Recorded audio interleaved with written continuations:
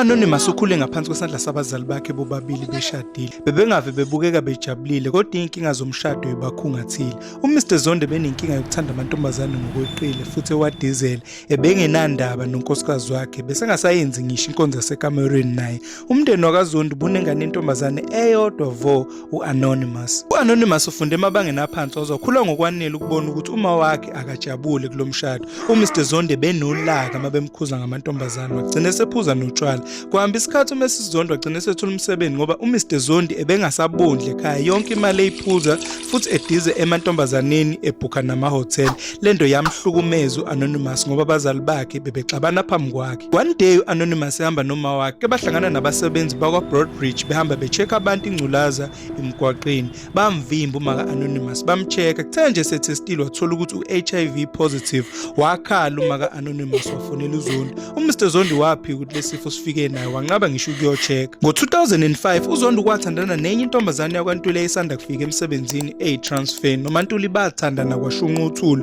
waze wayeka onke lamanye amantombazane owayethandana nawo. Phakathi nonyaka ngawo 2005 uMr Zondo kwahamba wayovela kwaNtuli walobola. Ngenxa yokuthi uZondo ebenomfazi uMaNtuli bembonela emqashweni esahlanganisa indaba yokumakhela umuzi wakhe. One day uMaNtuli ukwalova emsebenzini wafonana noZondo ethi uyagula usazoya kudokotela. uZondo waphatheka kabi waze weqa nasemsebenzini. Uthe mayifika emqashweni kwaMaNtuli wezwa amazwi amabili ngaphakathi endlini elinye iphimbo kuwumuntu wesilisa wavele washaya umnyango uZondo kanti akhiwe emnyango. uZondo kwangena ngaphakathi kwafica uMaNtuli nenye indoda engaziwa behambaze wanyanya washaya le ndoda ngekhanda. Uthe enganakile esakhuluma noMaNtuli egqoka le ndoda yahosha isibhamu duze nombhede yadubula uZondo ekhanda. Washonela lapho uZondo le ndoda yabaleka. uMrs Zondo zamphatha kabi lezi ndaba ngoba wayengazi ukuthi umyeni wakhe unomunye umfazi kodwa Anonymous akazange ebe nandaba ngoba wayenenzondo ejulile ngoba buwakhe. Ekukhuleni ka-Anonymous wakuthola kunzima ukuthemba umuntu wesilisa nokuyibandakanya nje othandweni. Kuthe sekhulile sefundela umsebenzi wathandana nenqwabe abafana ngaphandle kwey'nhloso ezinhle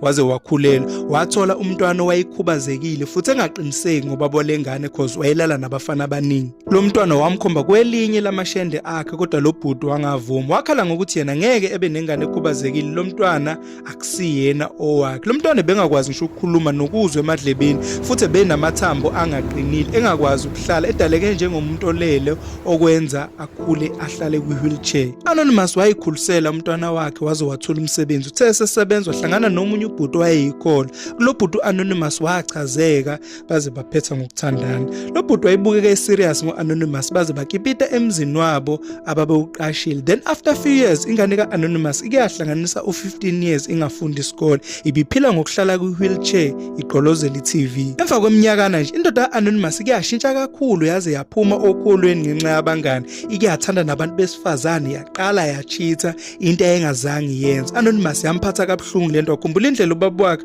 wayemhlukumeza ngayo umama wakhe waze wamthelela ngengculaza. Anonymous ukwahlala phansi indoda yakhe ngoba eyithanda eyibuza ukuthi kungani ifeba kangaka ithandana nanomakhelwane endaweni. Indoda ka-Anonymous yachaza ukuthi yona ayineliseki ngokulala naye kuphela ayazi ingenwe yini ngathi ingalala nabantu ababili ngesikhathi esisodwa ukuze yenele. Anonymous ukwayicabanga lento eshiwe indoda yakhe izinsuku waze wafika nesilokuthi ayilale naye iphinde ilale nengane yakhe ekhubazekile ukuze izonela iyekele nokuchitha. Wakwenza lokho ngoba eyithanda indoda yakhe efuna ingaphumeli ngaphandle bengaze bethola izifo njengoma wakhe. Anonymous wakuvumela lokho ukuthi le ndoda ilale nabo bobabili nengane yakhe ena-15. Inqobo nje meyizokhondomayiza umlisa kuze ingane ingamithi. Lento yenzekile inyanga kwaze kwafika lapho khona ukuthi lengane iyamitha nakhona iqale ngokugula ibuyisa into engapheli baze bathenga i-pregnant test yatesta positive. U-Anonymous akazi kumele enze njani futhi umdinele umyeni wakhe ngoba bemenza slim enze ngathi ulala ngecondom nalengane mayekhona shuthi ebemgada mengekho elale engalifakile ijazi lomkhwenyana. U-Anonymous ucela nimbonise ukuthi ayigcine yini lengane ngoba uyasaba ukuyenzisa abortion ngoba lokho akuvumelani nenkolo yakhe. Usaba nehlazo lokuthi lengane mayikhula uzoyitshela ukuthini ukuthi izalo siswayo. Ucela imbono ephusile ukuthi engenze njani kulesimo abhekene naso njengamanje ngoba akafuni ukuthi mayikhula lengane ibe sehlazweni.